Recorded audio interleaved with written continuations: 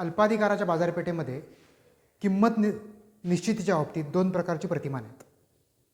एक प्रकारचं प्रतिमान असं आहे की ज्याच्यामध्ये उत्पादन संस्था एकत्र येतात आणि एक व्यवस्था किंवा संस्था तयार करतात आणि ती संस्था त्यांच्यासाठी किंमत निश्चित करते आणि ती किंमत सगळेजण मिळून फॉलो करतात, ज्याला आपण कार्टेल असं म्हणतो. तर कार्टेल हा एक अल्पाधिकाराचा बाजारपेठेचा प्रकार आहे. दुसरा आहे प्राइस लीडरशिप, किंमत नेतृत्व, की ज्याच्यामध्ये उत्पादन संस्था एकमेकाला कॉपरेट करायला तयार होत नाहीत ओपनली प्रत्यक्षात. ओके.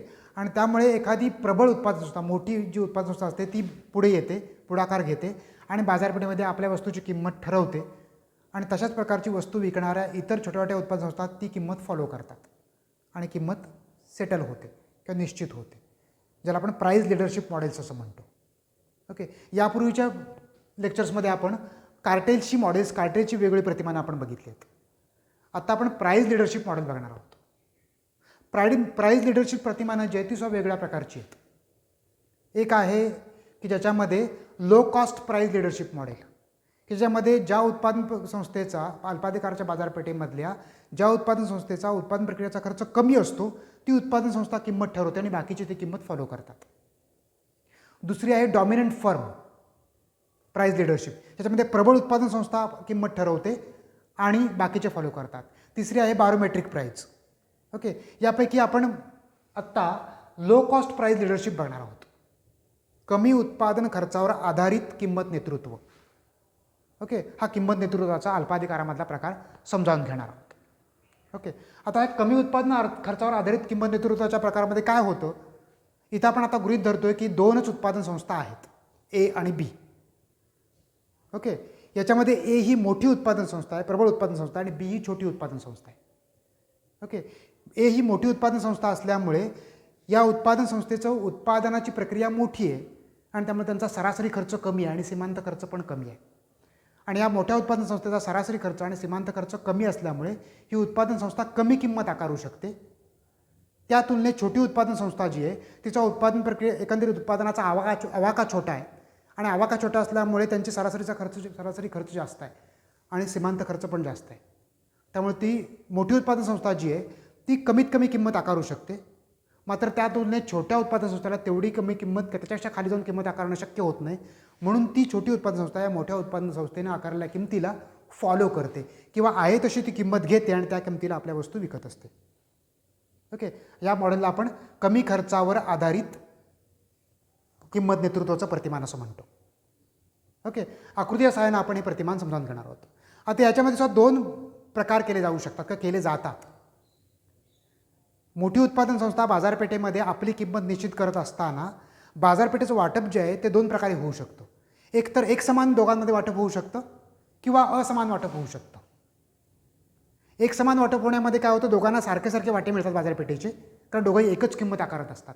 तर दोघांना बाजारपेठेचा सारखा हिस्सा मिळतो आणि त्या आपल्या वाट्याला आलेल्या हिश्श्याचा बाजारपेठेला तेवढ्या वस्तू ते उत्पादक पुरवत राहतात. हे झालं समान वाटप. असमान वाटपामध्ये काय होतं, मोठी उत्पादन संस्था मोठा वाटा घेते किंवा मोठा वाटा मिळतो आणि छोट्या उत्पादन संस्थेला छोटा वाटा मिळतो बाजारपेठेचा आणि ते त्यांच्या वाट्याला आलेला वाटा किंवा तो जो मागणी आहे तेवढी त्याची पूर्तता ते करत राहतात. असे मॉडेल दोन प्रकारे मांडता येतं. आपण आकृतीच्या सहाय्याने हे मॉडेल दोन्ही प्रकारे पाहणार आहोत. अगोदर आपण बघूया इक्वल मार्केट शेअरिंग, की ज्याच्यामध्ये बाजारपेठेचा हिस्सा जो आहे तो दोघांमध्ये एक समान वाटला जातो. ओके. आता म्हटलं तसं ए आणि बी अशा दोन उत्पादन संस्था आहेत.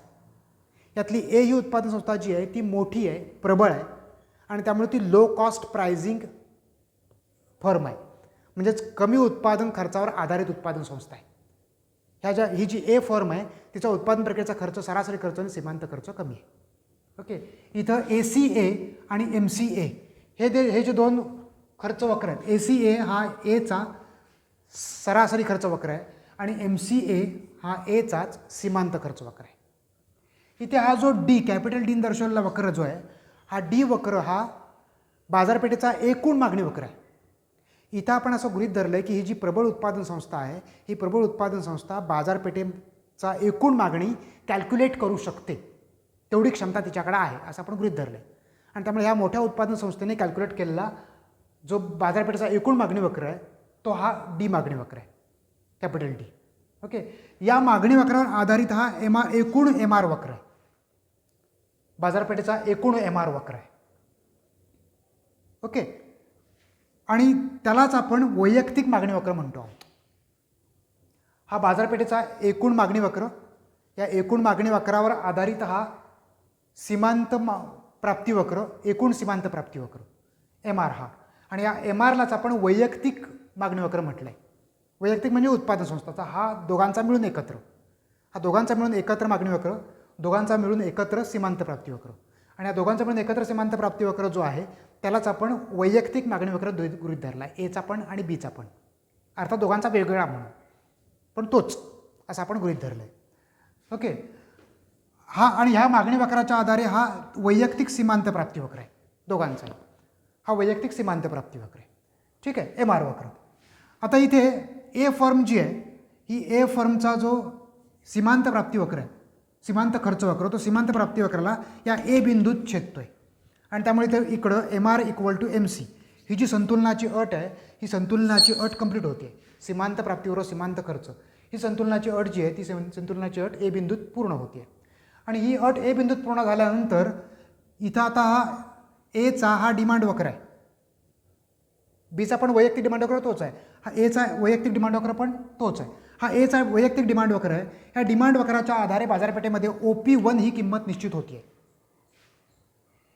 ए उत्पादन संस्थेच्या संतुलनाची अट ज्या बिंदूपाशी पूर्ण होते त्या बिंदूच्या आधारे एच्या मागणी वक्राचा उपयोग बघता किंवा एचा मागणी वक्र पाहता बाजारपेठेमध्ये OP1 ही किंमत निश्चित होते आणि ती किंमत ए उत्पादन संस्था मार्केटमध्ये आकारते आहे. ओके, आणि याच किमतीला बाजारपेठेमधली जी एकूण मागणी आहे ती OQ इतकी निश्चित होती. बाजारपेठेतील एकूण मागणी OQ इतकी निश्चित होती आहे. ओके, ही एकूण मागणी OQ इतकी निश्चित होत असल्यामुळे बाजारपेठेमध्ये आता एकूण मागणी OQ इतकी होते.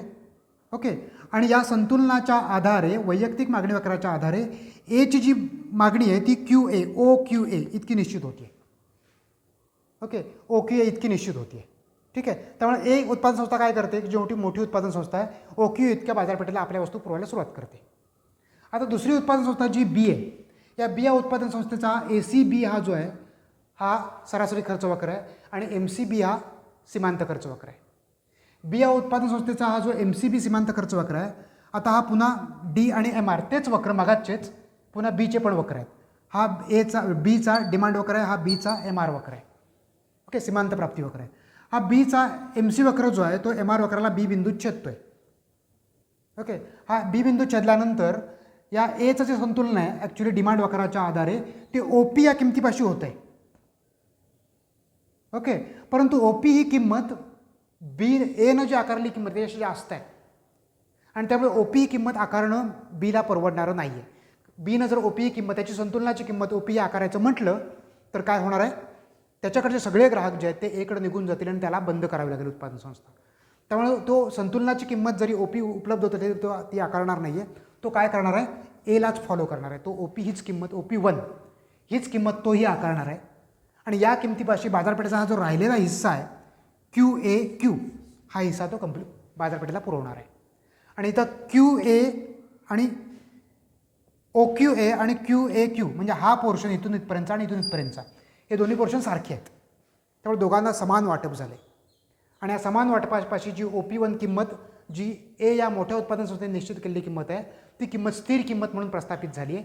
कारण आता एला किंमत बदलावा असं वाटणार नाही कारण एला भरपूर प्रॉफिट इथं होतोय. बीला किंमत बदलावी असं वाटणार नाही कारण बी किंमत बदलायचं म्हटलं तर बी वर जाऊ शकतो पण वर जाणार नाही कारण ग्राहक वर्ग निघून जाईल. बी खाली पण येणार नाही कारण त्याचा प्रॉफिट फार कमी आहे. त्याचे जे खर्च वक्र आहेत ते खूप वरती आहेत. त्याचा या किमतीपाशी असणारा सरासरी खर्च जो आहे तो इथून इथपर्यंतचा आहे, खूपच जास्त आहे. त्यामुळे त्याला प्रॉफिट मार्जिन फार कमी मिळते. तर तो किंमत कमी केल्यानंतर तोटा त्याच्यात जास्त आहे. तर तो किंमत कमी करायचा पण प्रयत्न करणार नाही आणि त्यामुळे OP1 ही संतुलित किंमत होईल की जी किंमत एनं बाजारपेठेमध्ये आकारली होती आणि बीनं फॉलो केली होती. ओके, या किमतीपाशी दोघांना इक्वल मार्केट शेअरिंग मिळाले, दोघांना समान बाजारपेठेचा हिस्सा मिळाला आहे. हा दुसरा भाग आपण समजावून घेऊया की त्याच्यामध्ये अनइक्वल मार्केट शेअरिंग आहे. दोघांचा बाजारपेठेचा हिस्सा जो आहे तो अनइक्वल आहे, असमान आहे. ओके, आता याच्यामध्ये काय इथं असमान वाटप गृहीत धरत असताना इथं आपण आता दोघांचे मागणी वक्र आणि दोघांचे सीमांत प्राप्ती वक्र आणि खर्च वक्रसुद्धा आपण वेगळे गृहीत धरलेत. ओके, इथल्या आकृतीसारखं आपण एकत्र मागणी वक्र गृहीत धरलेलं नाही आहे. इथे आपण आता DA हा Aचा मागणी वक्र आहे जो तुटक रेषेने दाखवला आहे. त्याचा सीमांत प्राप्तिवक्र जो तो MRA आहे. ओके, जो पुन्हा तुटक रेषाने दाखवला आहे. तुटक रेषाने दाखवले हे दोन्ही वक्र Aचा मागणी वक्र आहे आणि Aचा सीमांत प्राप्तिवक्र आहे. आणि सरळ रेषाने दाखवलेला DB हा जो मागणी वक्र आहे हा मागणी वक्र Bचा मागणी वक्र आहे आणि त्याचा करस्पॉन्डिंग MRB हा Bचा सीमांत प्राप्तिवक्र आहे. ओके, आता मगासारखीच A ही प्रबळ उत्पादन संस्था आहे, मोठी उत्पादन संस्था आहे. तिची सिच्युएशन अगोदर समजावून घेऊया. इथं आता ACA हा Aचा सरासरी खर्च वक्र आहे आणि MCA हा Aचा सीमांत खर्च वक्र आहे. इथं आता A बिंदूमध्ये Aचं संतुलन निश्चित होते.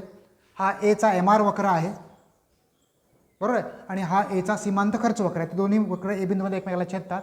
त्यामुळे हा कॅपिटल A हा Aसाठी संतुलनाचा बिंदू आहे आणि या बिंदूपाशी बाजारपेठेमध्ये हा त्याचा मागणी वक्र आहे. त्याच्या मागणी वक्राच्या आधारे निर्धारित होणारी किंमत OP आहे, बरोबर आहे.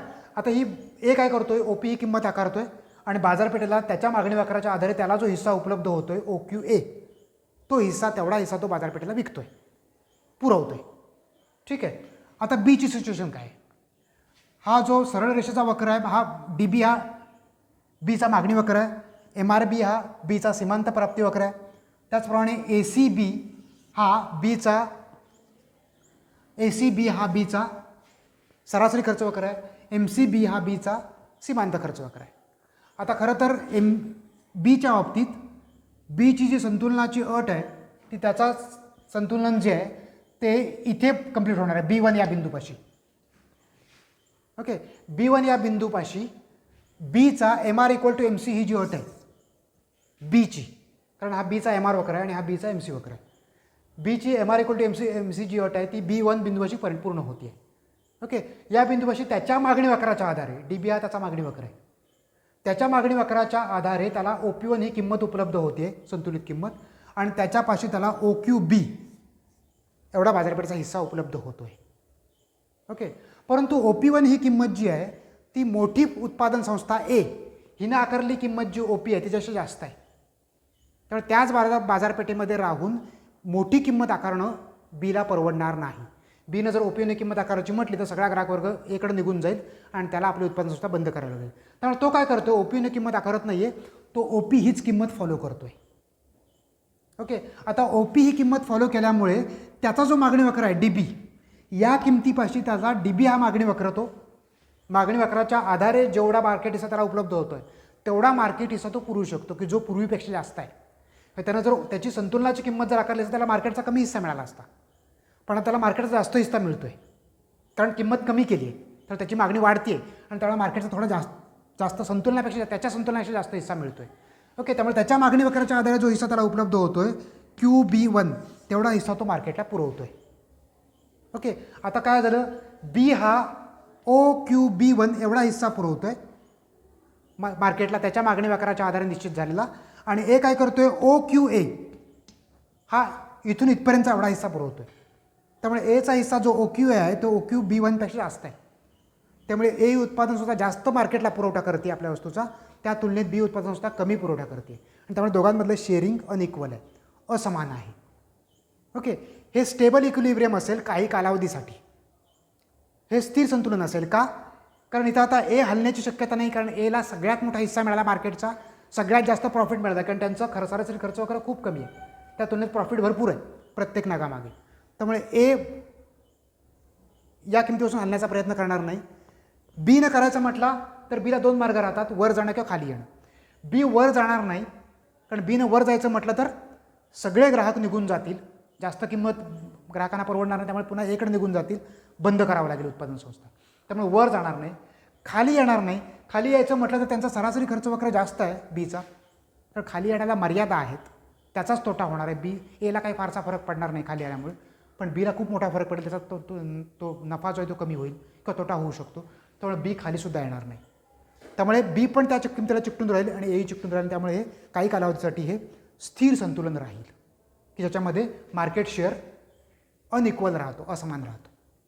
अशा प्रकारे ओलिगोपॉलीच्या मार्केटमध्ये लो कॉस्ट प्राइसिंग मॉडेलमध्ये दोन्ही प्रकारे इक्वल शेअरिंग, बाजारपेठेचं समान वाटप आणि असमान वाटप या दोन्ही आधारे एक संतुलित किंमत प्रस्थापित होऊ शकते.